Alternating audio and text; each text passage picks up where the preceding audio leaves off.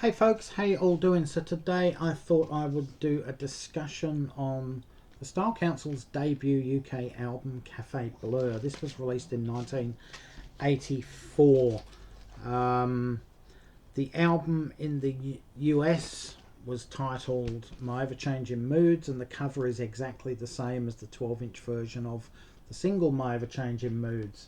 The track listings are different, which I will get into shortly. The American one I do have signed by Mick Talbot and Paul Weller, which they signed in October of 1984 outside the Oxford Apollo Theatre in the UK. I think it might have been October the 8th or 10th from memory. I could be totally wrong, but it was somewhere around there when I saw the Style Council. So yeah, we'll take a look at Cafe Bleu. So one is released obviously on the Geffen label, the US version. The other is released in the UK on Polydor. The covers are different for a start. The track listings are different. So we'll go through the differences in track listings. The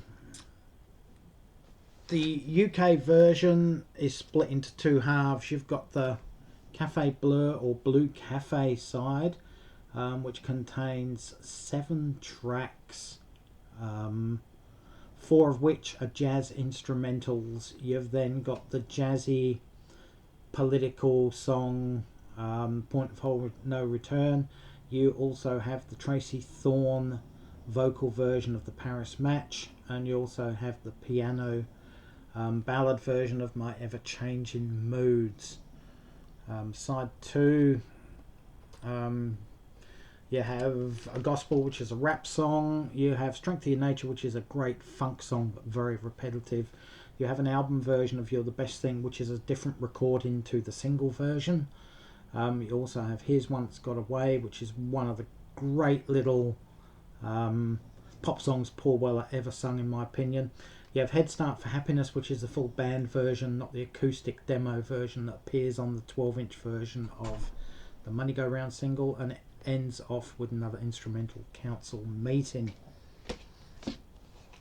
The American version starts off with My Ever-Changing Moods, which is the single version. This is the full 5-minute 45-second 12-inch single version of My Ever-Changing Moods. So that means that the piano version has been eliminated from this album.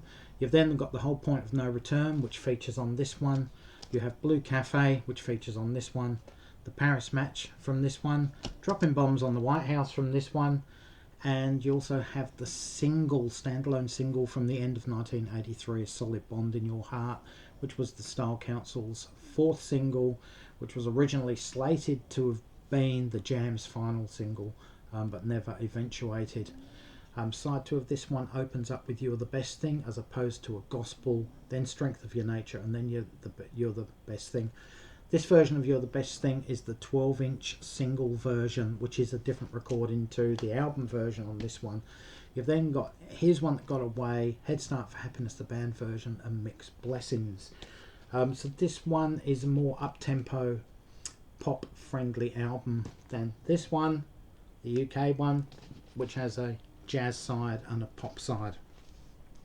The reason you got 2 different albums like this is because Geffen in the US would not release Cafe Bleu as it was, because you had the jazz side, then you had the pop side, and in America at the time a band had to be pigeonholed into a certain genre: pop, soul, jazz, classical, whatever, and there was no defining genre with Cafe Bleu as it stood, which is why they had to eliminate 2 instrumentals off the album and add the single version instead of the piano version of My Ever-Changing Moods, plus also the single version of You're the Best Thing, and add Solid Bond in Your Heart, which made it a more cohesive pop sounding album. So yeah, we've gone through all of that. Paul Weller's original concept for the album, which he showed Polydor Records, was to be a double album. It was to have one side which featured their standalone singles, which was Speak Like a Child, Money Go Round, Long Hot Summer, and Solid Bond in Your Heart, it was also going to have a slower, jazzy, bluesier album, which you appear on side 1 here.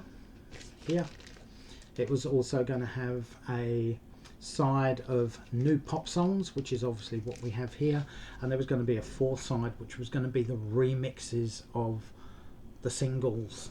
Now, the side that was going to have the singles on it and the remixes was released technically in Europe and the US as Introducing the Style Council, the mini LP, which I don't have it here to show right now at this stage, had Speak Like a Child, the 12-inch version of Money Go Round, the full 7-minute 40 whatever second version of Long Hot Summer, plus it had a remix of Long Hot Summer, Mix Up, and Head Start for Happiness from the 12-inch versions of Money Go Round single. The cassette version had Laid Apart and the Party Chambers instrumental from the A Paris EP. So if that was joined to Cafe Bleu, that would have been Paul Weller's original concept of the album, which I think would have worked really well. As it was, Polygram didn't see it like that, or Polydor, so they decided to release Introducing the Style Council as a separate release in other territories around the world, but not the UK. But it did make the UK charts due to Dutch and German imports selling in large quantities in the UK, much like Just Who Is the 5 O'Clock Hero and the That's Entertainment singles, which charted in the UK from European imports. So what do I think of Cafe Bleu as opposed to the US My Ever Changing Moods? Right, obviously this is the one I know and love, and hundreds of thousands of others around the world know and love also. I think the jazzier side on side 1, I think that's very, very good. It just puts the final nails in the coffin of the Jam and makes the Style Council a new band and defines what Paul Weller was becoming. So I really, really like that. I love side 2 also. The problem is this doesn't sound cohesive. If you have the CD and you play the Cafe Bleu album, it's sort of bluesy, it's soft, it's moody, and then all of a sudden, bang, you're in with a rap song, and it's just total different sound altogether. It doesn't work on that level to me. It works if you play one side at a time, but not when you're playing the CD. So we get to the American version here. So as I said, you've got the 12-inch single version of My Ever Changing Moods, you've got The Whole Point, you've got Blue Cafe, which is an instrumental, Paris Match, which is a slow song, obviously Dropping Bombs on the White House, which is an instrumental, and the single Solid Bond to close off side 1. I think that is a great track listing because the mood of the songs goes up and down, and it opened up with a song that actually was a hit in the UK. I think it reached number 29 on the UK charts in the end, My Ever Changing Moods. The album then opens up B-side with You're the Best Thing, so that opens up again with another single. Plus you've got the other songs from the album, but Mixed Blessings, which was the opening track on the UK version, is now the closing track on the album. So how do I feel about this one? I think this album actually flows a lot better, and the quality is a lot better than the UK version. Sometimes you're not in the mood to listen to the instrumentals on Cafe Bleu and you'd rather listen to their pop tunes. So My Ever Changing Moods on there, Solid Bond in Your Heart on there, absolutely brilliant. It works, it fills up the album brilliantly in my opinion. Which one do I listen to the most? Well, it all depends which mood I'm in. It really does. This is obviously the US version, which has a lot more hits on it. This is the moodier, jazzy version. I think I like them both equally, to be honest with you. I like the original one that was the UK release, and obviously most of the territories around the world. I do also really like the American version. I don't think there's much that really splits the difference. You've got 2 albums, 2 totally different sounds. It depends what mood you're in as to which one you want to listen to at the time. Not like the American versions of the early Beatles albums, which were just mishmashes and tracks thrown together. I don't like them at all. But that said, I really can't split the difference between the UK and the American version of this album. I think I like them both equally the same. Anyway, your thoughts on that, guys? Let me know in the comments below. Have you heard the American version? Do you own the American version? How do you compare it to the UK version of Cafe Bleu? Anyway, thanks for watching.